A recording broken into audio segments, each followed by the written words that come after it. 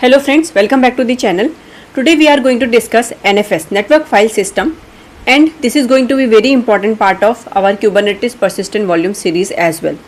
In this video we will cover what is NFS, how to configure an NFS server on Linux. We will use CentOS for our demo, and finally we will see everything in live demo. So first, what is NFS? Well, NFS stands for Network File System.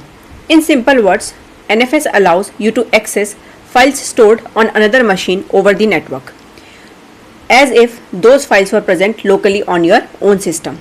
That means you can read files, write files, create new files, delete files, and manage folders remotely just like a local directory. Let's say we have two servers in the same network. One is NFS Server having IP 192.168.0.7 and NFS Client, our Kubernetes master node, is having IP 192.168.0.132. Now our goal is the Kubernetes master node, means this NFS Client, should be able to access a directory from the server, for example /data/seh-pv. So basically we want the client to treat /data/seh-pv as if it exists locally. So how it works? Once NFS is configured on both the servers, the client sends an NFS request to the NFS server. The NFS server checks its configuration, like which clients are allowed, what permissions are given, read write, etc. If the client is allowed, the shared directory becomes accessible on the client machine. And the best part is, if you create and modify files on the client, it reflects on the server, and if you change something on the server side, it reflects on the client. So it stays in sync. Alright, now let's see this in a demo. NFS configuration is mainly divided into two parts: server side configuration and client side configuration. So first we will start with the server side setup. So in my setup, I have two machines. One is NFS server and is having IP 192.168.0.7, and another one is NFS client and having IP 192.168.0.132. On our NFS server, let's install the required NFS packages using yum install nfs-utils and lib-nfs id map.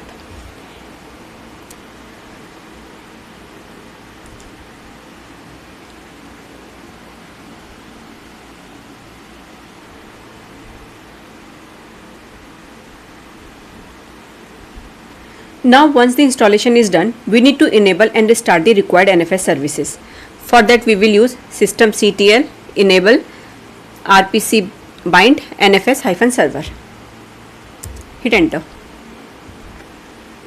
Now start the service using systemctl start rpc bind nfs server. Once it is done, we can check the status using systemctl status rpc bind and nfs server.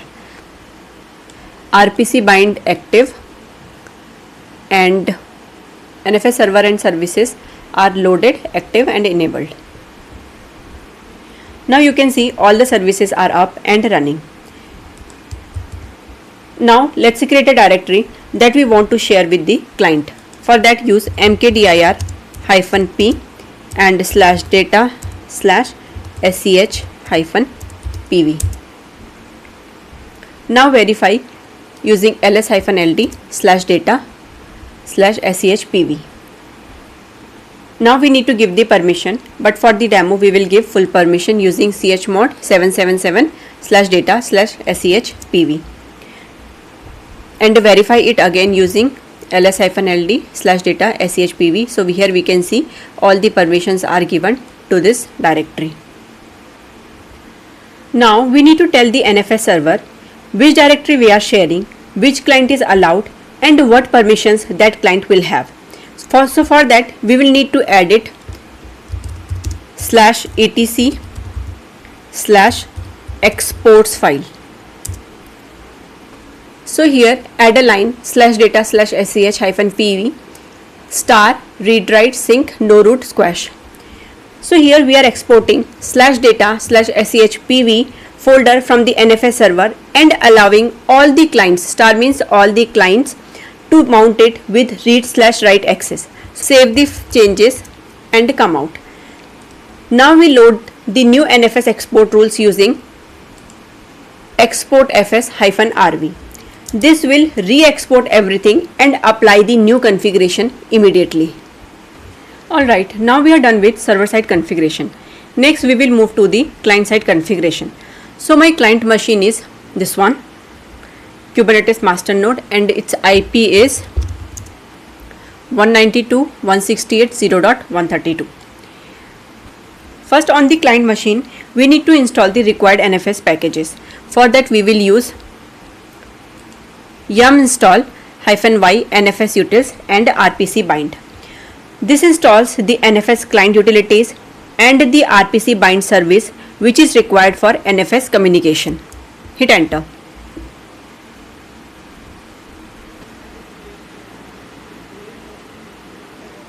Now we need to start the rpc bind service using systemctl start rpc bind. RPC bind is required for NFS because it helps the client and the server communicate properly using RPC services. Now check the status using systemctl status rpc bind command. So RPC bind service is active and running. Now let's enable RPC bind service. This ensures RPC bind starts automatically after reboot. Next step is we need to make sure the firewall is not blocking NFS traffic. For this demo, I am going to stop the firewall using systemctl stop firewall D and verify using systemctl status firewall D.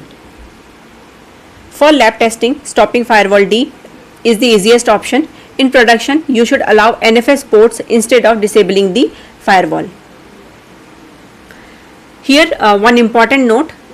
Do the firewall step on the both server and the client, otherwise NFS might not work.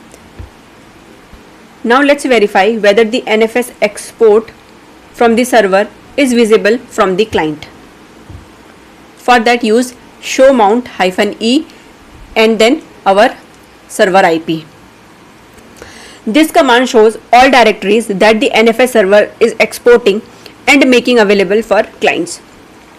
Here you should see /data/seh-pv.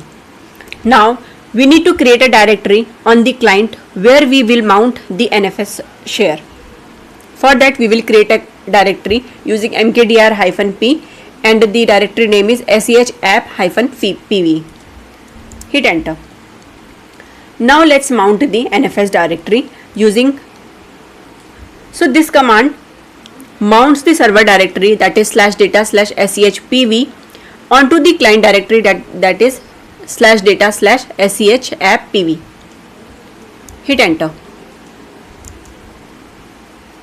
Once done, we can confirm whether the mount is successful using df-h command, or we can use mount pipegrep sh. So here we can see NFS mount is now active on the client machine. Now let's validate the real power of NFS. Create a file from the client side. For example,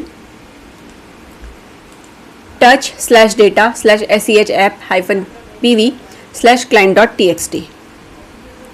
Now check ls-l and the directory. File been created.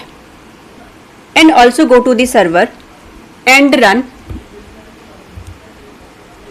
ls-l/data/seh-pv. As you can see, the file created on the client is instantly visible on the server as well. Now create a file from the server side. On the server, let's create a file touch/data/seh-pv and server.txt. Do ls-l/data/seh-pv. So we have two files on the server side. Let's validate at client side as well. And the same works in reverse. Anything created on the server is immediately visible on the client. So this is how NFS works. One shared directory accessible from multiple machines, fully synchronized. And this is exactly why NFS is very useful when we start working with Kubernetes Persistent Volumes. That's all for this session. Thanks for watching. If you really like the content, please hit like, share with your friends and subscribe to the channel. See you in the next. Meantime, happy learning.